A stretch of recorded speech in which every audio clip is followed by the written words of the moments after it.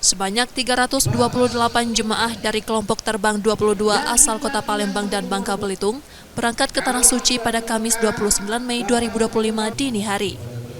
Pelepasan dilakukan Kepala Kanwil Kemenak Bangka Belitung di Asrama Haji Sumatera Selatan. Kloter ini menjadi yang terakhir dari embarkasi Palembang. Bisa kita laksanakan pelepasan tadi, semoga nanti keberangkatannya di jam 4 itu bisa lancar, aman, sampai nanti kita tidak ada persoalan. Dan semua jemaah sehat selalu.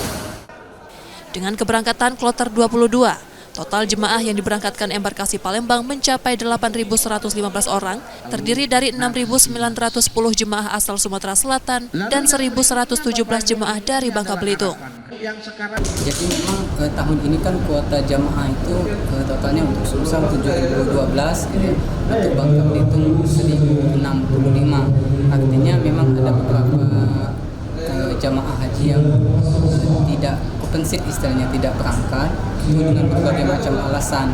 Untuk pertama mungkin ada yang sakit sebelum masuk asrama haji sehingga dan sampai pemberangkatan usai, masa pemberangkatan usai belum juga sembuh.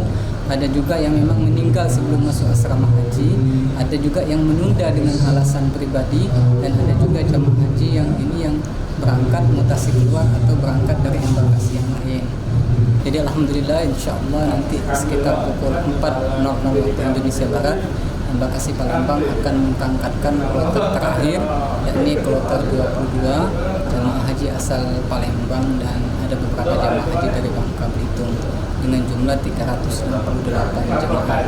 Jadi dengan keberangkatan kloter 22 atau kloter terakhir ini, embarkasi Palembang tahun 2025 Masehi atau 1446 Hijriah memberangkatkan total 8.115 jamaah haji dengan rincian 6.910 jamaah haji dari Sumatera Selatan, 1.117 dari Bangka Belitung dan 88 petugas kloter.